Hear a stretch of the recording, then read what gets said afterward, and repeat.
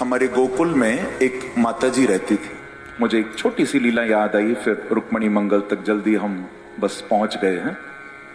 एक गोकुल में मैया रहती थी, बड़ी सेवा करती थी भगवान की। उस मैया के छोटे से गोपाल जी थे,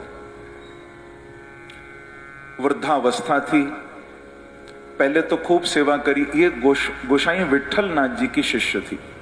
वल्लभाचार्य जी के सबसे बड़े बेटे गोस्वामी विट्ठल नाथ जो गोकुल में विराजते थे, उनकी ये शिष्य थी माता जी। उन्हीं से दीक्षा लेकर भगवान का भजन करती थी। छोटे से गोपाल जी थे, खूब सेवा करती थी। अब देखो, जब बुढ़ापा ज्यादा आ गया तो मैया से काम नहीं होता था, थक जाती थी, पर प्यार बहुत था भगवान से। ये सच्ची घटना इस कलयुग की।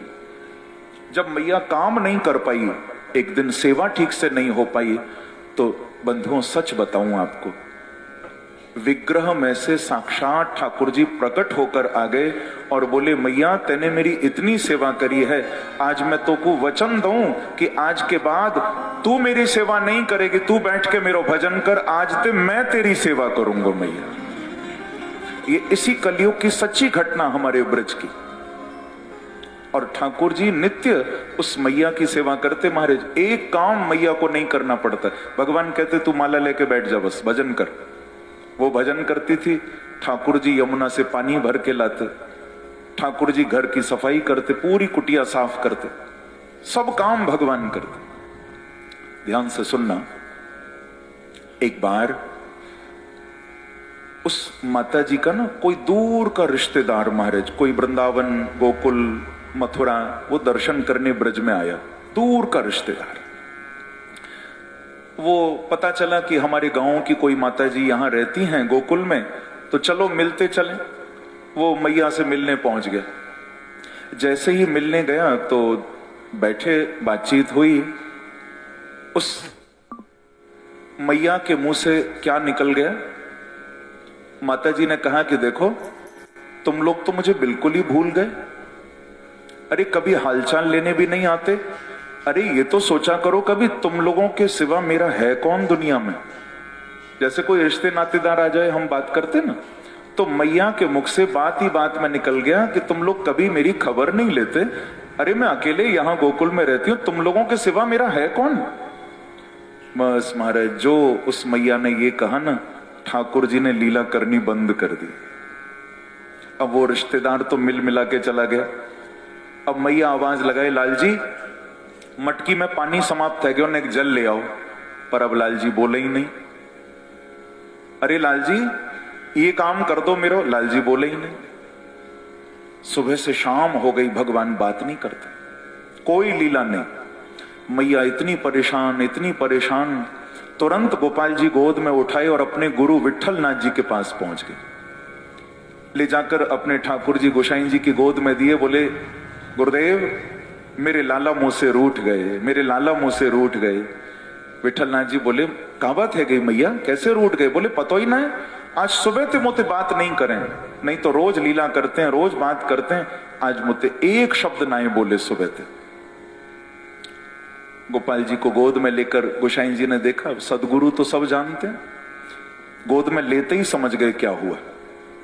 मैया को कहा, मैया ये बता, आज सुबह से कोई बाहर का व्यक्ति क्या तेरी कुटिया में आया कोई? बोले, महाराज मेरे यहां तो कोई नहीं आता, मैं तो अकेले भजन करती हूं। अगर तूने झूठ बोला तो अच्छी बात नहीं होगी मैया, देख सच बता, कोई बाहर का व्यक्ति आया था क्या आज सुबह से तुझसे मिलने? बोले, महाराज मैं सच कह रही हूं, कोई नहीं आया मेरे पास। मैया को याद ही नहीं था, बुढ़ापा ना, वृद्धावस्था का समय, याद ही नहीं। बोले, महाराज कोई नहीं आया मिलने। जो ऐसा कहा, ठाकुर जी गोदी में से बोले, महाराज विश्वास नहीं करना, एक नंबर की झूठी है ये मैया, इसका भरोसा नहीं करना। बोल पड़े ठाकुर जी, बोलो वृंदावन बिहारी लाल, बोले बिल्कुल भरोसा नहीं करना, एक नंबर की झूठी है मैया। इसको पूछो, इसका वो फलाना रिश्तेदार आया था कि नहीं मिलने? जो भगवान ने कहा, मैया को सब याद आ गई। हाँ हाँ लाल जी, वो हमारो एक रिश्तेदार तो आयो। ठाकुर जी बोले, महाराज पूछो इससे। उसको क्या कह रही थी सुबह कि तुम लोगों के सिवा मेरा कोई नहीं।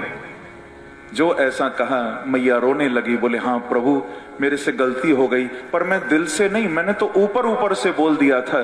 ठाकुर जी बोले मैया देख, अगर तेने मोकू अपनो मानो है तो समझ ले कि मैंने भी तोकू अपनो मानो है। अब मुझे मानने के बाद फिर दुनिया का सहारा क्या लेना भैया।